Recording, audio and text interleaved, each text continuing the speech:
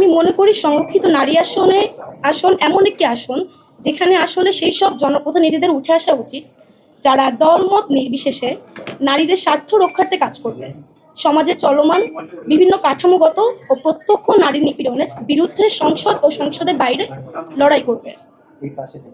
সর্বোপরি সংসদের ভেতর প্রকৃতপক্ষে নারীদের কণ্ঠস্বর হয়ে উঠবে। সেই জায়গা থেকে আমি নিজেকে যোগ্য বলে মনে করছি, কারণ আমি অতীতে নারীদের অধিকার নিয়ে সোচ্চার থেকেছি। নারীদের উপর হওয়া জুলুম নিপীড়নের বিরুদ্ধে আমার কণ্ঠ সবসময় জারি রেখেছি। আমি এমপি নির্বাচিত হলে নারীদের ক্ষুদ্র থেকে ক্ষুদ্রতর সকল সমস্যাকে জাতীয় সংসদে নিয়ে আসতে ওয়াদাবদ্ধ। একজন নারী হিসাবে আজকের এই সমাজে, আজকের এই সোশ্যাল এবং সাইবার এত বুলিংয়ের মধ্যে আমি নিজেই যেমনের ভুক্তভোগী, সেই সঙ্গে আমি ভুক্তভোগী হতে দেখেছি আমার পক্ষ, প্রতিপক্ষ এবং সকল স্তরের সকল প্রকারের নারীদের। দ্বিতীয়ত, বর্তমানে সংসদে জুলাইয়ের নাম করে দলীয় সংকীর্ণতা প্রকাশের যে মহোৎসব শুরু হয়েছে, আমি তার বিরুদ্ধে রাজনৈতিক অবস্থান নিতে চাই। এই জুলাই সাধারণ শিক্ষার্থীদের সাথে আমাদের নেমে আসার একটাই কারণ ছিল বৈষম্য, এবং আমাদের সেই আন্দোলনে সাধারণ মানুষের অংশগ্রহণের ফলে সফলতা পায়। দেশের অপমান মানুষ রাজপথে নেমে আসে এবং নারীরা থাকে তার সম্মুখ সারিতে। আমি সেই রক্তক্ষয়ী আন্দোলনের একজন সাক্ষী হয়ে বলতে চাই, জুলাই কোনো একক দল বা গোষ্ঠীর সম্পত্তি নয়। জুলাইকে কুক্ষিগত করার এবং জুলাইকে ব্যবহার করে বিভিন্ন প্রতিক্রিয়াশীল দাবি বাস্তবায়নের যে অপচেষ্টা চলছে, আমি তার বিরুদ্ধেই প্রতিবাদ হতে চাই। জুলাইকে কুক্ষিগত করে একের পর এক আমরা দেখেছি মুক্তিযুদ্ধকে আক্রান্ত করা হচ্ছে, সংবিধানকে আক্রান্ত করা হচ্ছে, মবকে লিগালাইজ করা হচ্ছে এবং সকল প্রকারের অরাজনৈতিক চর্চার যে শুরু হয়েছে, আমি তারই প্রতিবাদ, আমি তারই ভয়েস হয়ে সংসদে যেতে চাই।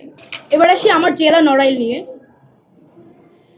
নড়াইল বীরের দেশ, নড়াইল বীরশ্রেষ্ঠ নূর মোহাম্মদ শেখের দেশ, নড়াইল SM সুলতানের জেলা, নড়াইল মধুমতি কাজলা চিত্রায় ঘেরা জেলা। আমি আমার জেলার সন্তান হয়ে আমার জেলার সকল স্তরের নারীদেরকে নিয়ে সকল স্তরের মানুষের ভয়েস হয়ে সংসদে আসতে চাই। আমি আরও বলতে চাই, আমি আমার এই ক্ষুদ্র জীবনের তীব্র লড়াইয়ে যেভাবে প্রবাসী দেশের সাধারণ মানুষের আস্থা ও স্নেহের জায়গা পেয়েছি, আমি সকলের কাছে চিরকৃতজ্ঞ এবং আমি প্রত্যেকের ভয়েস তুলে ধরতে ওয়াদাবদ্ধ। আমি মনোনীত হলে প্রবাসী, শ্রমিক, কৃষকের অধিকার বাস্তবায়নে নিরলসভাবে কাজ করতে চাই। আমি ক্ষুদ্র মানুষ, আমার জাতীয় রাজনৈতিক অভিজ্ঞতা কম হলেও তৃণমূল এবং দেশের যে কোনো স্বার্থে, দেশের যে কোনো সংকটে আমি আমার সর্বোচ্চ শক্তি এবং আমার এই খালি 2 হাত নিয়ে পাশে থাকার চেষ্টা করেছি, লড়াই করার চেষ্টা করেছি এবং করব। আমার সবথেকে বড় শক্তি আমার দেশের মানুষের ভালোবাসা, আমার দেশের মানুষের আমার উপর থাকা আস্থা এবং আমার সাহস।